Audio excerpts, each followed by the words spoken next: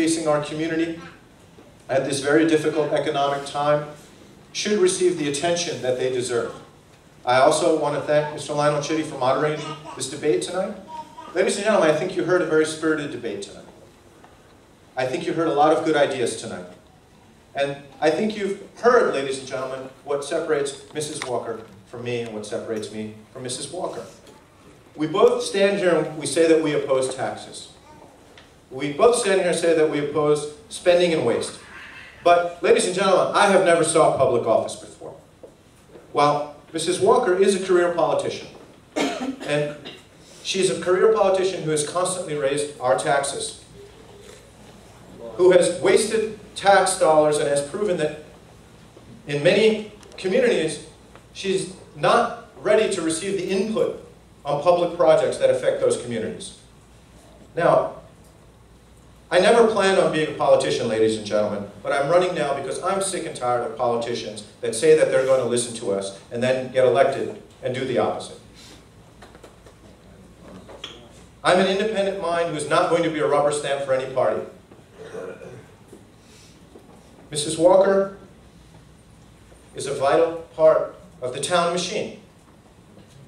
A town machine which totally controls the Oyster Bay Town Council and the town council that has enacted special districts time after time and has raised our taxes 45% in just 5 to 6 years.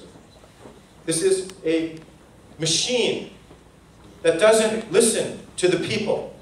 This is a machine that doesn't care about family members that we have that have lost their jobs and no longer have health insurance. A political machine that takes our tax dollars year after year and then lets companies and jobs leave so that we get more of the tax burden shifted upon us. So that our graduates have to move away to find jobs. Now, ladies and gentlemen, does that make any sense? It's time for us to stop this insanity. It's time for us to take back control of our lives and our families' futures, ladies and gentlemen. It's time for a new voice. It's time that you elect someone who represents our families in the county legislature who's not tainted by favoritism or machine politics. As a former DA, I have proven that I have the ability to root out waste, combat fraud, and abuse. As a lawyer who cares about families in distress, I have proven that I have the ability to stand and fight for our community.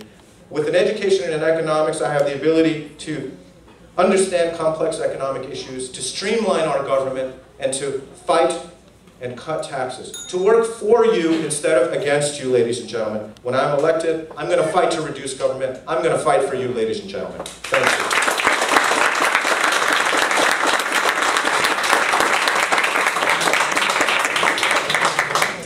you. First of all, I would like to thank Lionel Chitty for being our moderator tonight, and Joel Burst for being our timer for tonight, and thank Arshad for joining me here tonight, and thank each and every one of you for taking the time out of your busy schedules to be here tonight and to listen to the both of us. I have not always been a lifelong politician either. I guess I started out just being, you know, like I said, a woman who was graduated from college and got married and started raising my family and was an educator and was the cupcake mom and the team mom on the football field and the PTA lady, and, you know, served on this committee and that committee, and after a while you didn't even say you served on the committee, they told you you were on the committee, and I guess you signed up for it, I don't know, it just kind of happened. But very, very involved in the community from the time we started to raise our family here. Again, I've been a lifelong resident here, and I am a very, very connected politician.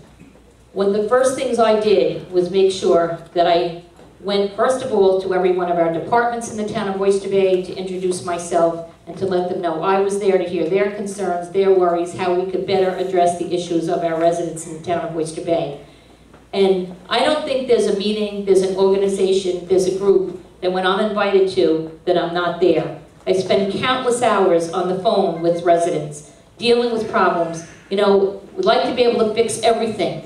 And there's a lot of things we do fix, and some we don't fix just the way the resident might like it, but we work together and we try to come up with a solution to make our residents happy. And that goes for every area that I've represented in the town of Oyster Bay. And I will continue to do that, and promise you that I will continue to do that. You know, I'm a widow, for those who don't know. I've been raising my children for the past 10 years on my own, and I'm very, very proud to say I have a son who's a state assemblyman, is married, a daughter who's married, and has a little boy who was, I'm sorry, interfering with when you were speaking a little while ago, and soon to have another on the way. And 2 other children who still live with me at home, because obviously they can't afford a place to live on their own in Nassau County. I know what it's like to struggle. I struggle every single day to make my mortgage payments. There's not money left over to do fun things, you know, to do exciting things. But I have a wonderful family, and trying to be able to keep them here together. I have wonderful, wonderful friends, and we live in a wonderful place. And I want to make sure that we make the county the wonderful place that it could be, so that we can all stay and work here and live here and enjoy our lives here together for a long, long, long time to come. So, ladies and gentlemen, I am asking for your support on November 3rd. I hope that you will give me, myself, Rose Walker, this courtesy of this vote, and I hope you elect the entire Mangano team. Thank you.